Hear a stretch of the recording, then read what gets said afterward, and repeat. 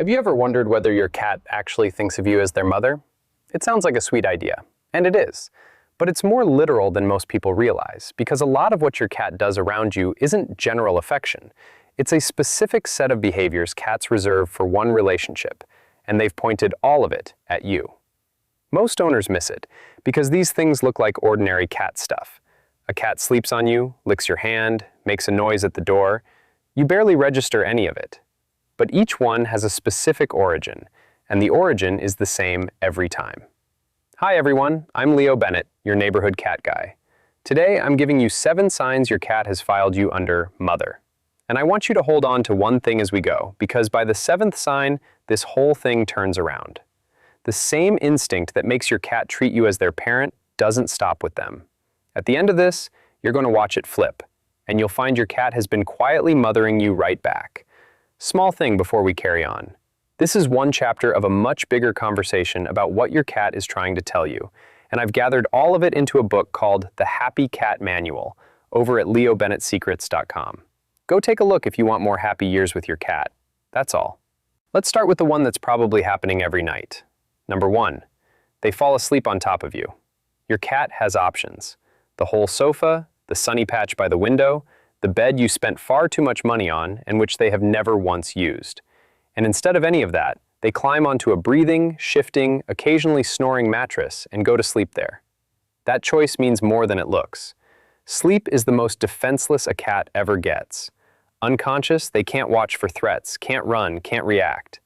Every instinct they own says get high, get hidden, get somewhere nothing can reach you. So a cat who chooses to sleep on you, fully exposed, in the open, is telling you they trust you to hold the room while their guard is down. And here's where it comes from.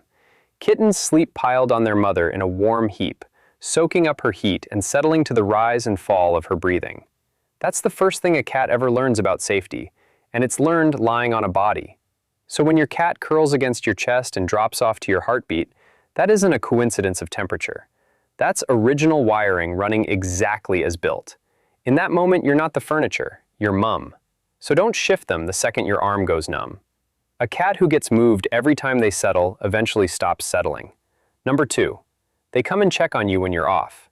You've noticed this.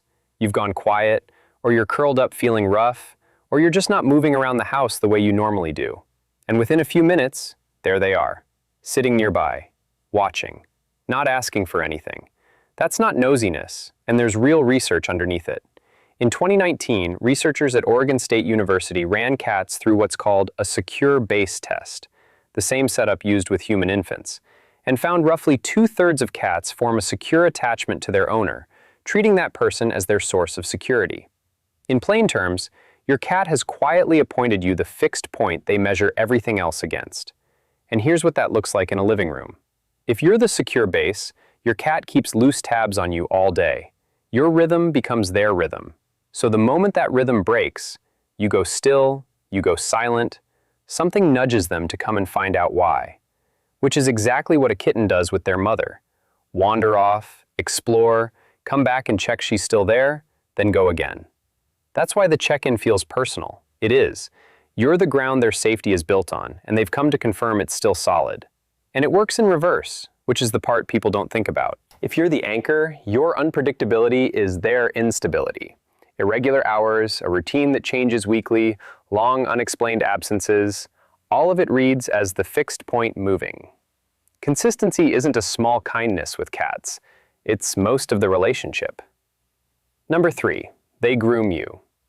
Your cat licks your hand or your hair with that rough little tongue and does it with a seriousness that's slightly comical given how badly it's going. Easy to file that as a quirk. It isn't one. The behavior is called allo grooming, one cat grooming another, and here's the part most owners never hear. Cats don't do it indiscriminately. It's reserved for preferred individuals, and in outdoor colonies, that circle is usually close family.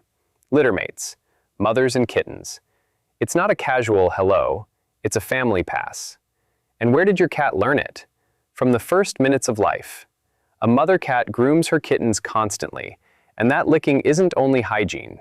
It's bonding, comfort, and how kittens learn to groom themselves at all. One of the earliest forms of care a cat ever receives.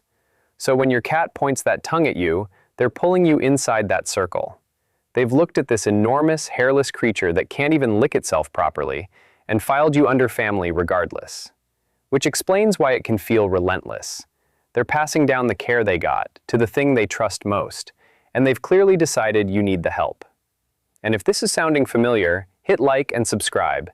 It helps this reach other owners who'd want to know how their cat really sees them. Number 4. They need you. Your cat climbs onto your lap and the paws start going. Slow, rhythmic, alternating, pushing into you, sometimes with claws, and often with a completely vacant expression while they stare through the wall. People call it making biscuits, and it's one of the strangest things cats do to us because it serves no practical purpose whatsoever. Here's where it comes from. Kittens need their mother while nursing because the pressure stimulates milk flow. It's one of the first physical actions a cat ever performs, and it's hardwired to a specific set of feelings: warmth, food, and complete safety. Most cats never lose it. So an adult cat who climbs onto you and starts kneading has, in that moment, reverted straight back to kittenhood. Not metaphorically. Same motor pattern, same reason. What they're telling you is that being on you produces the exact feeling being on their mother produced. That's about as direct as it gets. And I know the claws are a problem. Don't push them off for it. Put a folded blanket on your lap and let them work on that instead. Same feeling for them, considerably less blood for you. Number 5. They put their scent on you. Your cat presses their cheek along your leg, or headbutts you, forehead to forehead, or rubs the whole length of their body against your shin on the way past. That looks like affection, and it is, but there's a mechanism underneath. Cats have scent glands in the cheeks, the chin, the forehead, and the base of the tail. Every press deposits a chemical marker you can't smell at all. To another cat, it's information, and what it says is, "This one belongs to my group." And here's the maternal piece. A mother cat scent marks her kittens constantly, and that shared smell is how a colony recognizes its own. It's how family gets identified in a world run by scent rather than sight. So when your cat rubs on you, they're doing colony maintenance, topping up the family smell. It's also why they inspect you so thoroughly when you come back from the vet, or a friend's house, or anywhere with another animal. You've come home smelling wrong, and part of what happens next is repair work. Number 6. They saved a sound for you and nobody else. Here's something almost nobody notices. That meow you hear 100 times a day is not really cat language at all. It's human language. Adult cats barely meow at each other. They hiss, growl, trill, yowl. But the classic meow is almost never aimed at another adult cat. Kittens meow.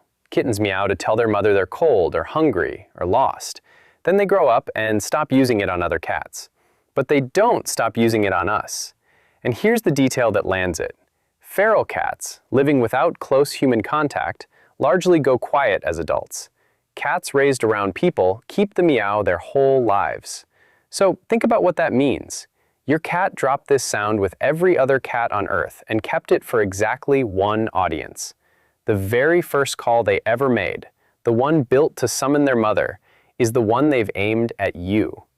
Every complaint at the door, every demand at breakfast, that's their mother tongue, and you're the one it's for. So if you've ever felt ridiculous talking back to your cat, don't. You're the only one they're talking to. And number 7, the one I told you about at the start. This is where it turns around. They bring you things. A dead bug, a hair tie, a sock, their favorite toy carried across the house and dropped at your feet, sometimes at 2 in the morning, usually with an announcement. Everything up to now pointed one direction. The sleeping, the checking, the grooming, the meowing. All of it says you're the safe, warm, trusted parent. This one goes the other way. Start in the wild. A mother cat brings prey back to her kittens in stages. Dead first, then wounded, then alive. She's walking them step by step through how to hunt, how to eat, how to survive. It's one of the most important jobs she has. Now watch your cat.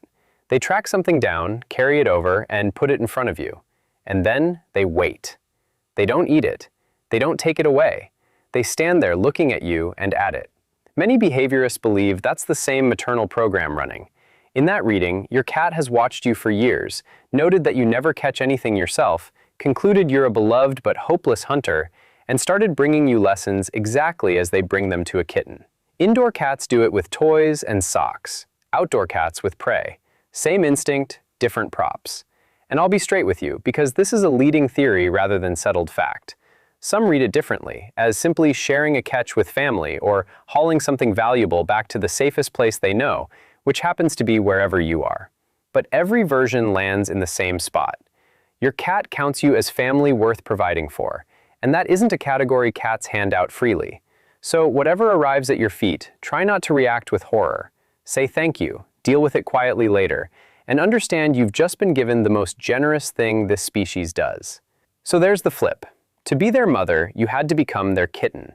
The wiring that cast you as mum for 6 straight signs points back at you on the 7th, and suddenly you're the one being looked after. So let me pull it together. They sleep on you because that's what safety felt like before they could open their eyes.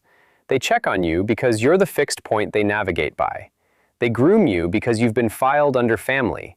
They knead you because you produce the same feeling their mother did. They rub on you because you carry the family scent. They meow at you because that sound was built for one relationship and they gave it to you. And they bring you things because somewhere in there, they've decided you need looking after. None of it is loud. Cats don't announce this. They quietly reorganize their instincts around one person and carry on as though it's nothing. And here's what I'd like you to take from it. It was never a one-way bond. You've spent years feeding this animal, cleaning up after them, worrying about them, thinking of yourself as the one doing the caring. And all that time, in whatever way a cat can manage it, they've been doing the same thing back. So tell me in the comments, what's your cat's name? And what's the strangest gift they've ever brought you? I want the peculiar ones especially because somebody out there has been handed something genuinely inexplicable at 3 in the morning. Hit like, subscribe, and send this to somebody who thinks their cat merely tolerates them. I'm Leo Bennett, and if they fall asleep on you tonight, don't move.